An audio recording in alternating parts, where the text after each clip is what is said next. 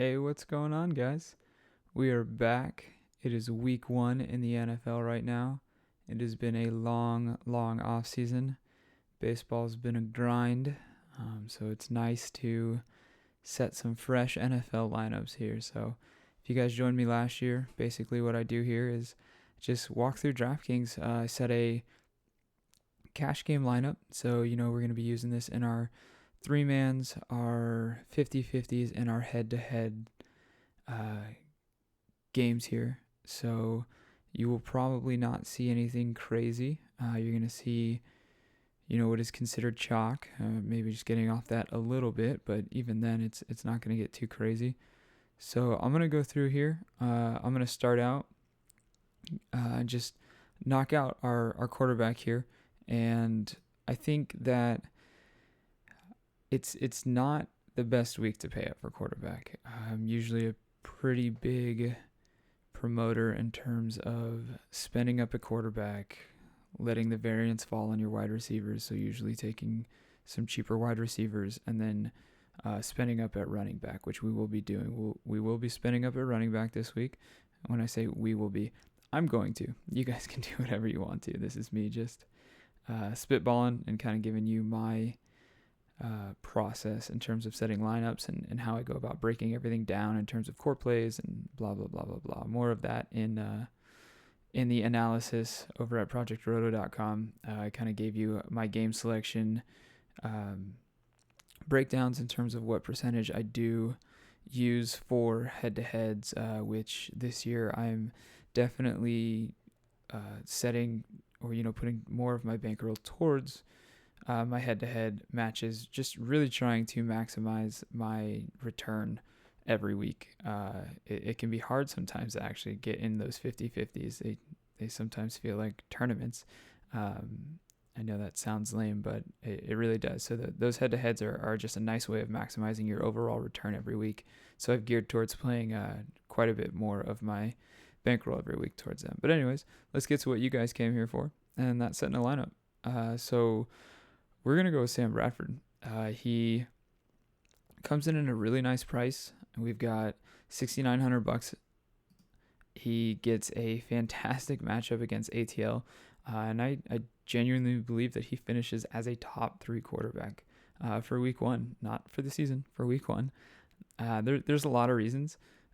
One of the biggest ones is that Vegas has this game set to a 54.5 over-under, and the Eagles are the favorite to win, and they have a projected team total of 29.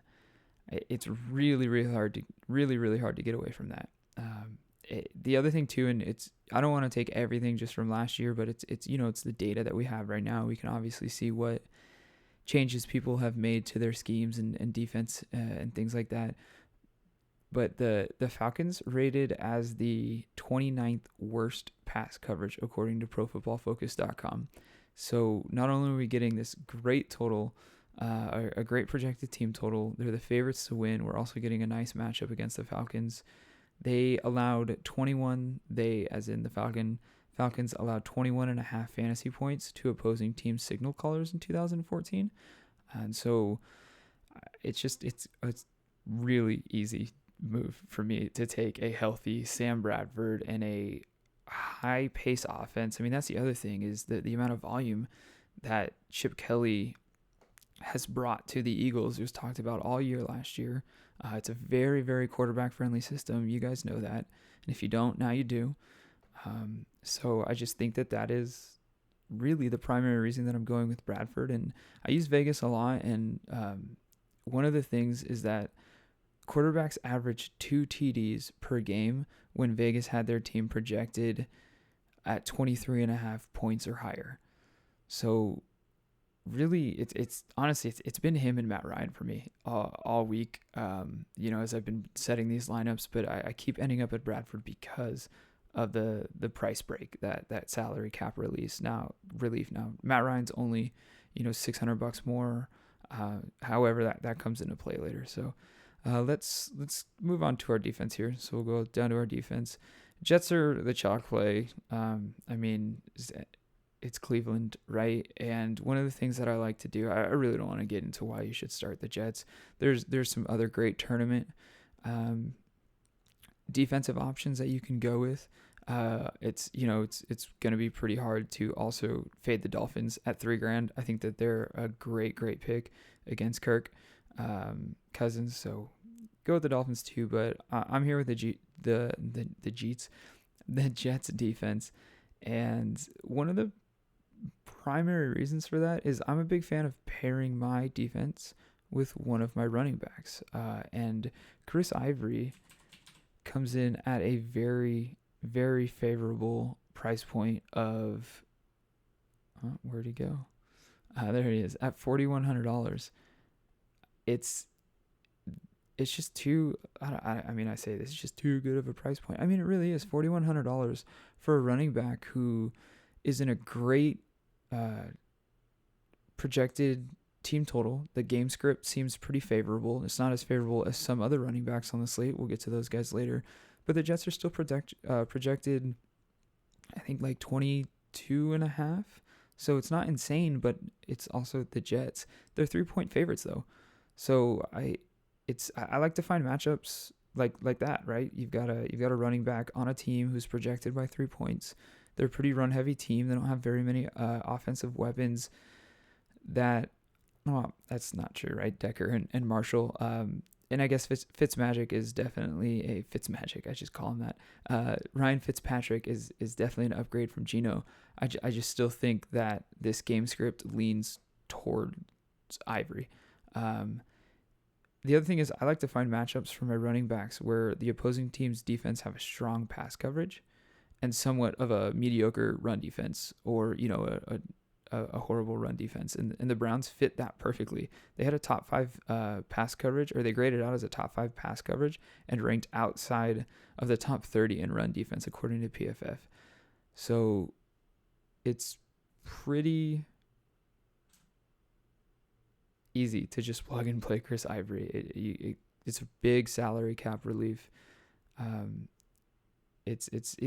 think he is the 33rd most expensive running back, not only here on DraftKings but on FanDuel. It's maybe like 32 and 33, but that's on both sites. I mean, this guy's just an excellent play. So we're gonna go to wide receiver here now, and we're gonna go to probably one of my favorite plays for Week 1. Now, I have Julio Jones ranked as my top play. He is my number 1 play in terms of basically being price agnostic, right? Just not even thinking about price, just looking at who I think is going to finish highest at the position for Week 1, and that's Julio Jones. However, we're going to scroll down a lot, actually, and we're going to get AJ Green down here at $7,800. While Cincinnati has it's a pretty healthy team total. I mean, it's not the best, but at 23 points, I'm really, really intrigued by the price tag. He's the 10th most expensive wideout on FanDuel and 9th here on DraftKings. In 2014, he averaged 0.33 fantasy points per snap. And just to kind of put that in perspective, Calvin had 0.33 and Demarius had 0.34. I really shouldn't have to tell you that AJ Green is a elite wide receiver. Andy Dalton isn't the worst quarterback, but the other nice thing is that Oakland graded out at the 26th worst pass defense in 2014 and gave up an average of 32 points to opposing teams' wide receivers. Now, that's to their wide receivers as a whole, right? Not to number ones. However, who's lining up to the left of AJ Green, right? I mean, Eifert. So, and actually, I do like Eifert as a tight end play. It's really, since I'm paying up for running backs here, that I'm not using Julio in this position for my number one wide receiver, and I guess we'll go to running backs now. And it's pretty chalky play here, and it's Eddie Lacy. He's not gonna be the last Packer that we'll probably look at today either. And you could probably fit 2, 3, 4 Packers if you really want to get crazy and stack them. You could go Rodgers, Lacy, Adams, and then like Richard Rodgers at tight end if you want to do something crazy and in the Millie Maker. I think the correlation there isn't the most optimal thing, but it could be fun and it might work out in your favor. Back to Lacey though. This once again, it's going to the Vegas projected team total, which sits at 28.5. I think it's pushing just to 28 though. I'll have to check that line again. But one way or the other, it's close. It's definitely at 28 or 28.5. That team total itself says the pack is going to find the end zone at least 3 times. Now Lacey's got to have one of those, right? They're 6.5 favorites. So game script certainly suggests that Lacey should touch the ball probably 20 plus times. And teams who are projected to win score rushing TDs 59% of the time. That's over a 5-year sample size, looking back at data. So let me say that again. Teams who are projected to win, so who are favorites, they score a rushing TD 59% of the time. I mean, the odds of Lacey finding the end zone here are ridiculous. The player prop on him wasn't what I thought it would be. I genuinely thought he'd be like minus 200, but I think it was like 135. So I was a little confused on that. Anyways, he consumed 20% of the team's red zone market share, and the Bears allowed an average of 17 PPR points to teams opposing running backs. I just kind of got to roll with the guy, right? Eddie Lacy. Let's actually go get another Packer here. And it's not the one that everybody's talking about. It is not Davante Adams. I'm actually going to go to a min price tight end here by the name of Richard Rodgers. Now, what is interesting is DraftKings dropped the minimum on their tight ends. So this is really intriguing that we're getting this extra $500 here on minimum tight end plays. And I really like this. It really opens up some room, and it's what's really enticing about Richard Rodgers. Now, if you're remotely tuned into the fantasy community or turned on ESPN or whatever, Jordy Nelson's gone, and Davante Adams is going to see a large increase in market share in terms of targets thrown his way. I mean, he was playing like 80 snaps a game, or 80% of his team snaps last year anyways, so we're just going to see some more volume thrown towards Davante Adams, but still, that has to get dispersed elsewhere. It's why I think Randall Cobb is an excellent GPP play. I mean, Davante Adams is going to be so highly owned. Nobody's going to pair, well, I shouldn't say nobody, but you're not going to see Adams and Cobb on the same team. I think Cobb is an excellent GPP play, and honestly, he's probably a good cash game play too. He's just a little bit too expensive for me. He's right in that price range where I'd rather either go down a little bit or up a little bit, but back to Richard Rodgers here. The team total that I spoke about with Lacey, 28.5 points.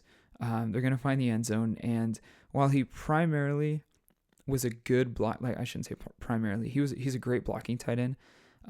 But he shouldn't have to have, it's not like, they're playing Houston and they're going to assign him to JJ Watt or something along those lines, right? So he should definitely see his and get his targets. And he's minimum. That's the biggest thing here is minimum is a great way to get exposure to a Packers offense that's not Eddie Lacy or Davante Adams. So let's go to another wide receiver here. And this is a guy that I like a lot. He's priced, he's not as friendly priced here as he is over on FanDuel or some of the other sites. But Jordan Matthews goes back to Sam Bradford, right? With volume. The Eagles finished in the top 5 in terms of passing attempts last year, and Matthews saw an average of 6.5 targets per game. So we're targeting targets. We're targeting playmakers, which is, he scored. It was something along the lines of 6 TDs in his last 8 games. That's what it was, or 5 TDs, 6 TDs in his last eight games. So we're targeting targets, and we're targeting red zone targets here. And the nice thing is that with Macklin gone, he should average closer to like 8 targets a game and play closer to 53 or 54% of the snaps, rather than like, I think he was 48 or 49. So we're going to see just an increase in Matthews in general. Now, I already touched on the team total, or not the team total, the Vegas total at 54, and with the Eagles being a favorite. So it's really just an excellent matchup. He's 6 foot 3 inches, like 215 pounds. Great red zone target. It's a pretty easy play for me, considering we're getting a nice price break in Chris Ivory and Richard Rodgers down here at 2,500, and honestly in Sam Bradford too. Opposed to the $7,500 Matt Ryan or Tony Romo, or the even more expensive Aaron Rodgers and Andrew Luck. So let's get rid of our flex here, and this is where we're going to spend a little bit more of our money. We've got a decent amount left, and we're going to grab CJ Anderson. Now he comes in down here at $7,000. One of the reasons that I really like CJ Anderson is because of that red number 1 right next to his name. You're going to get a lot of people looking at that and probably just steer clear. I really don't think that there is any reason to stay away from using 2 high-priced running backs this week. There just really isn't. It's more than doable with core plays like Sam Bradford and Devontae Adams, or AJ Green instead of Julio Jones, things of that nature. I know the Ravens' run D have typically been a tough one, but the loss of Nagata it really significantly weakens them, and it projects well for Anderson. With Baltimore, now Baltimore allowed a league best 18.41 fantasy points to opposing teams' running backs. I think Oakland was worst in the league at like 29, just to give that some perspective. However, Baltimore did allow 5 receptions to running backs, and Anderson had 5 games of 4 or more receptions in his last 9. So those catches really allow us to set the floor in terms of projecting Anderson and use of our cash lineups here. I also want to point out, like I said, that number 1, that red number 1 is basically saying this is the worst matchup. I really think it helps Anderson in tournaments as people are setting their lineups. Like, not everybody's listening to this podcast. Not everybody is on Roto Grinders. Not everybody is, has a subscription to whatever it might be, Football Outsiders or some of the other very, very well-known DFS sites out there. So a lot of these people are coming in and they're just picking who they drafted is the best thing that I can say. Is you're going to have a lot of guys starting Tony Romo. Now, I actually think he's a great play. His first couple weeks here could probably be some of the best of his season this year. With that said, though, you don't have guys going into this gnarly analysis. You have guys going out there and getting what they saw ranked high in overall fantasy, like looking at ESPN or CBS rankings. And I know that those guys are covering DFS, and Matthew Berry's talking about it. I really think that red number 1 and the overall just thought of the Ravens' stout run defense is really going to keep guys away from CJ. And I know that this is a cash game lineup, but I just wanted to go into why I thought he was a good tournament play as well. So that leaves us with $4,100 here for our last wide receiver. You'll notice that does not leave us enough money for Devontae Adams. Quite frankly, I don't want to use him in this lineup. We have Richard Rodgers and we have Eddie Lacy already, and I don't want that much Green Bay exposure in my cash game lineup. So rather than really filling this out, now if I were going to fill this out, I'd probably change up my lineup just a little bit here, like maybe pivot off of CJ and go to Justin Forsett, pivot off of Rodgers and go to Bennett, and then go to Adams at wide receiver. I don't know if that works out price-wise. I may have to make some other changes as well, like maybe go from Bradford to Carson Palmer, who I really like. But with that said, there are a few, 2 to 3 that I can really think of for a wide receiver at this 4,100 or under. One of them being Eddie Royal, and the other one coming in at $3,700 of Stevie Johnson. So for now, what I'll do is I'm just going to plug in Eddie Royal here. I think he's a great option going against Green Bay. The Bears have a decent projected team total as well. Keep in mind, game script looks to get out of hand, and even though most people tend to think that when you're projected as an underdog, you are going to be playing from behind, so you're going to be throwing a ton. It's not always the case, right? Keller makes a ton of mistakes under pressure, and it's not the best situation. However, Alshon Jeffrey, we need to see what reports are on Sunday, but Alshon Jeffrey seems to be just a little bit hindered by his calf, and there is no Brandon Marshall. So that leaves Martellus Bennett, and it leaves Eddie Royal. And I like Eddie Royal at the $3,900 price point. I really like Stevie Johnson at the $3,700 price point too. So this is what I have for week 1. So I'm going to go ahead and probably end up playing around with this just a little bit more. But I really, really, really like this lineup. I've got $200 left here. I'm a big fan of not spending all my money. I'm not going to sit here for an hour and force in another $200. But if I think that there is some better options that I can make based off these $200, like if you're a big fan of the Dolphins defense here, I think they're $3,000. So you can do something like that if you don't want to pair up Ivory and the Jets DST. You could certainly get off of like Green, Matthews, Richard Rodgers, and you could go to like Julio Jones. You definitely go to Julio Jones here, and you could maybe work in Devontae Adams if you get off of CJ Anderson and go to Forsett. So like, let's try this, right? Let's go to Justin Forsett at $6,200. Let's go find Adams at, what is he, $4,400 on DraftKings? Don't ask me why I didn't type his name in just now. $4,400. And then that leaves us with $4,700 in our tight end spot. So that gives us a few options.